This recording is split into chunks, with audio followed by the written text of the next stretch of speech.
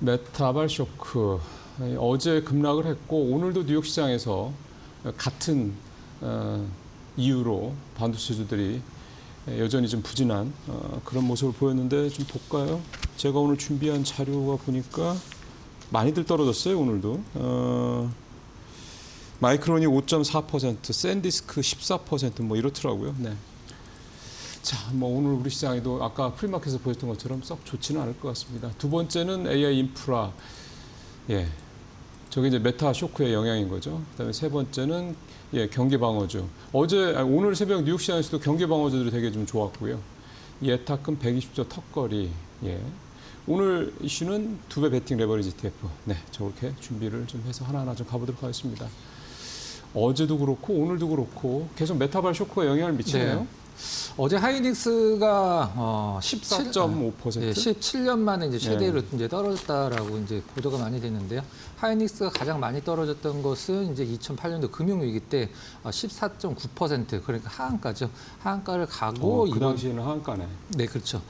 이제 하이닉스가 우리가 보통 삼성전자는 조금 밑꼬리가 있긴 했었습니다만 급락 나오는 날 대부분의 흐름들이 그래도 바닥권에서 이렇게 분봉분봉 올라오면서 끝나는 게 그동안의 어떤 좀 많은 그런 부분이었었거든요. 아래꼬리를 좀 만드는. 네, 근데 하이닉스는 어제 단 한 틱의 아래꼬리도 없이 장중 최저가로 마감을 했다라는 게 그동안의 어떤 흐름과 좀 약간 다른 부분이고. 어제 쇼감마 영향이 컸다고들 얘기들을 많이 하더라고요. 네.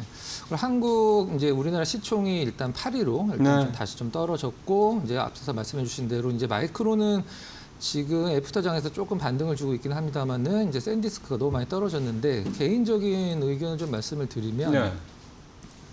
우리가 보통 상승에서 조정이 없이 올라갈 수 없는 것은 이제 여러분들도 다 알고 계실 텐데 저는 조정의 어떤 폭보다도 조정의 기간이 투자자들을 더 힘들게 한다고 생각을 하고 있거든요. 네. 그러니까 똑같은 20% 조정이면 이걸 한 달, 두 달 동안 그냥 이렇게 떨어지는 것보다 그렇죠. 네. 그래서 아예 한 2, 3일 정도의 우리가 흔히 얘기하는 급락이 나온 다음에 급등이나 연출이 많이 되듯이 이번에 다시 어차피 올라갈 거라고 하면은 사실 이번 급락이 오히려 급등을 다시 불러일으킬 수 있는 요인 중에 하나가 될 수 있다라고 생각을 하고 있고요. 희망 고문이 안 돼야 돼요. 네. 그리고 우리가 보통 이런 경우가 최근에 많이 있었습니다. 그 미국 시장을 보고 우리나라 시장 삼성전자 하이닉스 오늘 100% 빠진다라고 생각을 한 날 중에 제가 봤을 때는 반 이상은 오른 날이 더 있었거든요. 그래서 오늘은 그렇게까지 동시 효과가 나쁘지 않으니까 한번 어제 정도의 어떤 급락은 없지 않을까라는 개인적인 의견을 좀 말씀드려보겠습니다. 예. 최근에 한 5거래일만 놓고 봤을 때, 그러니까 일주일이죠. 보면 5일 중 4일 떨어지고 하루가 올랐더라고요. 근데 오른 날이 0.59%, 하여간 1% 한참 못 미쳐서 하여간 올랐고, 떨어진 날은 4%, 5%, 어제는 또 8% 가까이 이런 식입니다. 그러니까 굉장히 이런 걸 약세장 분위기잖아요. 떨어질 때 확 떨어지고 올라갈 때는 거의 그냥 조금 이런 거. 그렇죠. 네. 떨어지는 것보다 더 무서운 게 실질적으로 어설픈 반등이 더 무서운 거거든요. 그렇죠. 맞습니다. 그 이번 주쯤 말씀하셨다 위원님 말씀하신 대로 국회 좀 어설픈 반등이 최근 한 주일 동안 있었고 나머지는 계속 안 좋고 어쨌든 되게 진짜 심리적으로 많이 위축돼 있다라는 거 그런 것 같습니다. 자, 두 번째 가보겠습니다. 그러니까 이제 우리 시장에서는 이제 이걸 어떻게 보느냐라는 거죠. 정말로 AI 인프라 수요가 축소되는 거냐, 등등등인데 일단 국내 증권가에서는 아니다라는 게 대부분이고 네. 해외 쪽에서도 비슷하던데요. 네. 그 내용의 기사 타이틀이 반도체 이제 어제 떨어진 건 반도체 숨고르기다. 반도체 반등에 무게를 둬야 된다라는 내용인데 이제 반도체 숨고르기를 두 번만 하면은 죽겠다라는 얘기가 나올 정도로 숨고르기가 너무 세게 들어갔다는 얘기가 많이 나왔습니다. 네, 숨고르기라는 거는 좀 적절하지 않은 것 같아요. 목조르기였는지는 모르겠습니다. 네, 이 부분에서 일단 시장에서는 떨어지면 사실 떨어지는 거에 대한 긍정적인 해석들이 나오는 건 지금 당연한 부분이긴 하죠. 이제 AI 인프라를 줄이는 게 아니라 기존 자원 활용도를 높여서 이제 설비 투자 부담을 완화하는 것이다. 사실 이게 이제 반도체에 대해서 그 어떤 우려감을 표시하는 게 바로 이 부분인데 이걸 긍정적으로 해석을 좀 했더라고요. 근데 저는 어떤 사람이 어떠한 식으로 어떤 뉘앙스로 이 지금의 하락이나 앞으로의 증시를 예견을 하는 것은 다 소용이 없고 모든 것은 다 주가가 설명이 된다라고 생각을 하고 있거든요. 그래서 이번에 하락에 대해서 뭐 전혀 부담이 없다, 걱정이 없다, 잘못 해석한 거다라고 얘기를 하지만 주가가 그렇게 반응하지 않는다라는 것은 아무 소용이 없는 거거든요. 일단 어제는 뭐 반도체 쪽 진영의 우려감이 뭐 확실하게 표현이 된 것이다라고 생각을 좀 하고 있습니다. 네. 자, 그다음에 또 세 번째 가보죠. 어제 경기 방어주. 어제 경기 방어주는 뭐였어요? 금융이었습니다. 금융 쪽이었어요? 네, 금융이 경기 방어주 역할을 그동안에 했는지는 개인적으로 좀 약간 의문이긴 한데 어제 금융주들이 다 좋았죠. 일단 금융 지주, 금융 들어가는 종목들은 다 올랐고 기업은행도 좋았죠. 일단 금융 지주랑 기업은행을 합친 상반기 누적 순이익이 역대 처음으로 16조 원을 돌파를 할 것으로 일단 예상이 된다라는 보도가 좀 나왔습니다. 일단 2019년도 이후에 이제 상반기 로 봤을 때는 실적 최대가 이번에 이제 추정치로 이제 전망이 되고 있는 상황이고요.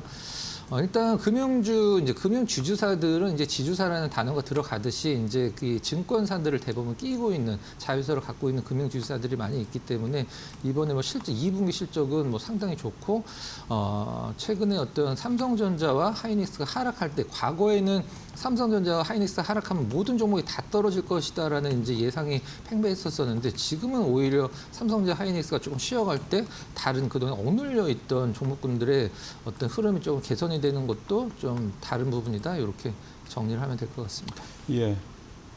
오늘 뉴욕 시장에서도 뭐 헬스케어, 뭐 유틸리티, 뭐 등등등. 오늘 11개 섹터 중에서 7개 섹터인가요? 하여간 이게 대부분 그러니까 오르고 테크 쪽 등 4개가 떨어졌는데 하여간 미국 시장도 좀 약간 순환매 이런 식으로 이렇게 좀 많이 나타나는 모습이 좀 계속 뚜렷해지고 있습니다. 네 번째 가보겠습니다. 네. 예탁금이 120조 턱걸이 했다. 한번 볼까요? 어제 120조는 했다. 그러다 보니까 이제 개인들 이제 군자금이 동나는 거 아니냐 뭐 이런 얘기가 좀 나오는 거군요. 120조나 남았네라고 이제 표현을 할 수도 있는 부분이기도 하죠. 네. 일단 4월 중순 이후에 일단 한 2달 반 정도 지났을 2달 정도 지났을 때 반이죠.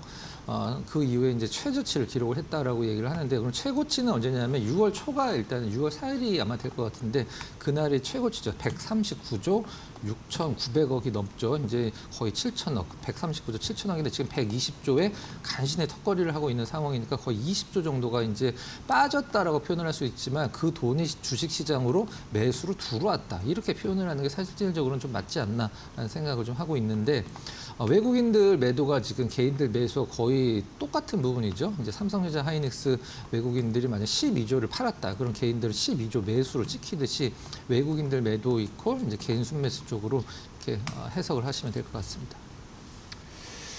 예. 120조 지금 말씀하신 대로 물론 좀 줄기는 했죠. 줄기는 했는데 근데 이게 120조라는 예탁금 자체 이 규모만 놓고도 사실 뭐 거의 역대 최고치 수준 계속 유지되는 거랑 마찬가지죠. 과거와 비교하면은 그러니까. 상대가 안 되는. 그러니까. 그리고 최근에 우리 이제 위원님 또 플로어에 가서 또 준비하셔야죠. 저 하시는 동안 뭐 프리마켓도 좀 봐야 되는데요. 제가 요 개인 자금 관련돼서 최근에 좀 삼성증권에서 자료 나온 거 그거 잠깐 말씀을 드리면 개인이 이제 우리 위원님은 플로어에 준비하셔야 되고, 네. 저는 이제 97조 약 100조 정도 올 상반기에 개인들이 순매수를 했는데 그 순매수 자금의 85%는 개인들이 번 돈, 그 다음에 그게 한 40% 되고요. 그 다음에 자산 재배분, 그러니까 예금이나 뭐 적금 이런 거 있던 돈들을 이제 이 주식시장으로 넣은 거죠. 이제 계좌로 넣은 거. 그 돈들이 또 있고, 그 다음에 리아 계좌 있죠. 해외 서학개미들 자금 들어온 것도 한 2조 정도 되고. 그래서 실질적으로 100이라고 치면 개인들이 순매수 자금이 100이라고 치면 그 중에 85%는 이런 자금이고 15%만 신용융자라든가 뭐 이렇게 얘기를 하고 있습니다. 그래서 물론 거기에 이제 마이너스 통장이라든가 이런 부분들이 좀 있겠죠. 그러니까 그렇게 따지더라도 대략 3분의 2 이상, 한 70, 80% 이상은 뭐 나올 수 있는 데서 돈이 나왔다라는 거지 이게 다 빚으로 이렇게 했다라는 게 아닌 것으로 좀 확인이 돼서요. 개인들이 뭐 이렇게 순매수를 하는 거에 대해서 무언 돈으로 저렇게 순매수를 하나 저거 다 빚 땡기는 거 아니야 이렇게 굳이 우려하실 필요. 왜냐하면 그게 소스가 어딘지에 따라서 이게 계속해서 개인 자금이 시장에 들어올 수 있느냐 이제 이게 해석이 될 수가 있거든요. 그래서 아직은 뭐 그런 부분에 대해서 너무 걱정하실 필요는 없지 않느냐 생각이 듭니다. 자, 박근호 의원님 오늘 준비하신 레버리지 ETF 얘기 역풍이다라는 표현이 참 맞는 것 같습니다. 좀 자세히 한번 들어볼까요? 네, 우리가 이제 살면서 모순이라는 단어를 상당히 좀 가끔 많이 들을 경우가 있는데요. 모순은 무엇이든 뚫을 수 있는 창과 무엇이든 막을 수 있는 창이라는 뜻이죠.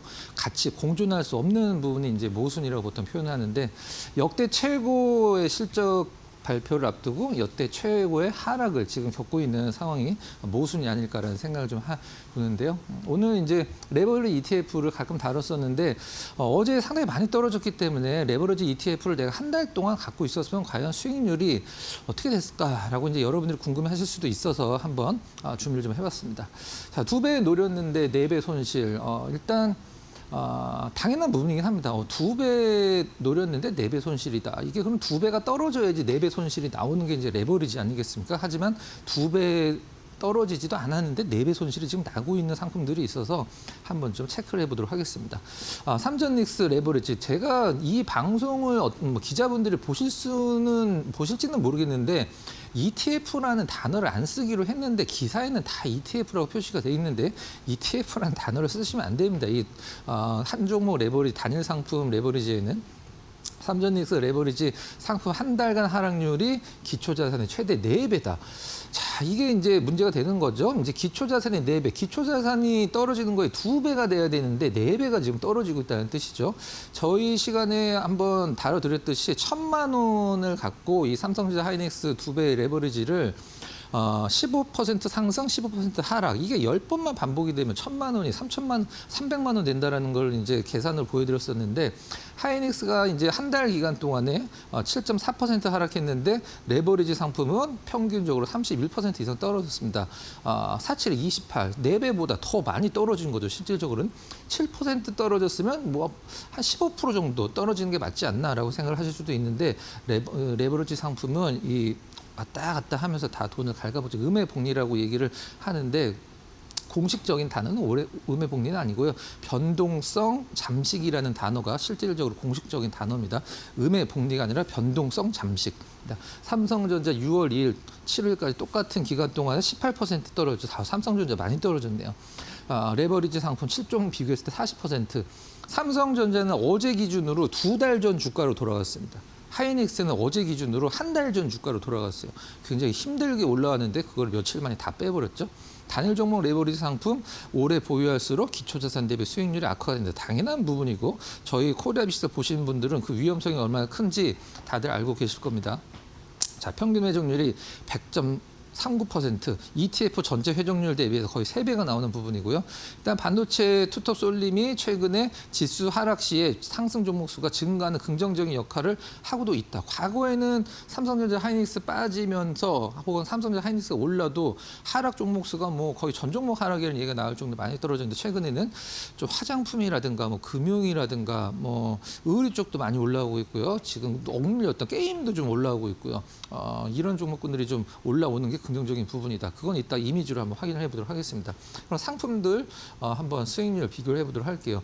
뭐 어떤 상품이 높고 어떤 상품이 낮다라는 건 지금 뭐 필요가 없을 정도로 다 그냥 똑같은 수익률인데 그냥 소수점 한 자리 정도 차이가 나는데 삼성전자 18% 떨어질 때 한 달 기준이죠. 다 40% 정도. 이거는 어느 정도 좀 이해는 갑니다. 삼성전자가 18% 떨어졌을 때 레버리지니까 뭐 최소 30% 후반은 나와야 되지 않나. 삼성전자는 맞죠. 삼성전자는 이 진폭이 좀 작았거든요. 근데 하이닉스의 경우는 좀 약간 얘기가 다르게 될 것 같습니다. 7.4% 떨어졌는데 거의 30% 전후의 하락률을 보여주고 있죠. 레버리지대로다라고 하면은 한 15%. 여러분 러프하게 잡으면 17, 18 정도 떨어지는 게 맞을 텐데 하이닉스가 삼성전자 대비 상승할 때는 더 많이 올라가고 하락할 때는 더 많이 떨어지다 보니까 변동성 잠식이 나와서 아까 4배가 나왔다는 부분이 바로 이런 부분이죠. 47에 28, 지금 현재 28. 4배 정도 7% 떨어졌는데 28% 30% 마이너스가 나고 있다. 이 금융 당국도 마찬가지고 이 증권사에서도 이 2배짜리 레버리지 상품은 장기 보유는 절대적으로 말리는 상황이죠. 절대적으로 단기 투자에만 활용을 하시라 이렇게 좀 표현을 하고 있는데, 그럼 다음 장 보면서 지금 시장에서 상승 종목수들이 어떻게 되고 있는지 한번 ADR 지표를 마지막으로 체크를 좀 해보도록 하겠습니다.